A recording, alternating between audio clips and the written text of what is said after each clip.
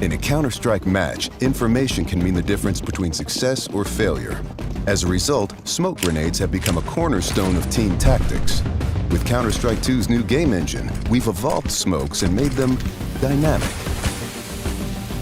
Smoke grenades now create volumetric 3D objects that live in the world. Now, not only do all players see the same smoke regardless of position, but the smoke can interact with the environment in interesting ways. It reacts to lighting, grows to fill spaces naturally. The shape of the smoke cloud can be pushed and carved by bullets and grenades. In Counter-Strike 2, smoke grenades provide even more tactical opportunities. They're just going to look and play better. Counter-Strike is known for its visceral and satisfying gunplay. Now, firing a weapon looks pretty simple. You click your mouse, your character shoots, your target takes damage. But there's a lot more happening behind the scenes. In previous versions of Counter-Strike, the game only evaluated moving and shooting in discrete time intervals, or ticks, and time between those ticks didn't exist. For the most part, the experience was seamless.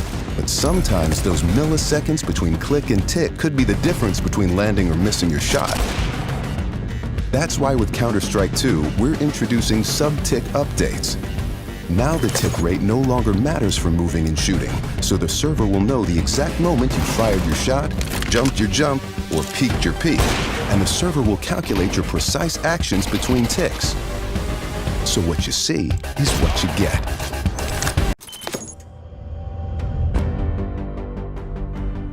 With over 20 years of history, maps are a fundamental pillar of Counter-Strike. And in Counter-Strike 2, maps are getting a new look.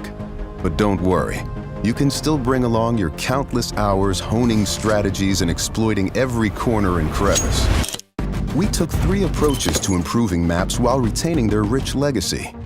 First, there are touchstone maps. Classic maps with solid foundations that players can use to evaluate gameplay changes from CSGO to Counter-Strike 2. These have improvements to lighting and character read, but otherwise haven't been changed.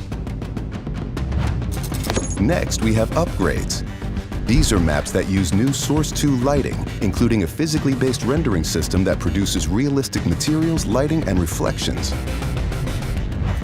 And finally, overhauls. The oldest maps have been fully rebuilt from the ground up, leveraging all of the Source 2 tools and rendering features. These tools will be available for community map makers to make it easier to build, experiment, and iterate. With upgrades to lighting, player read, and materials in Counter-Strike 2, even the familiar will feel brand new.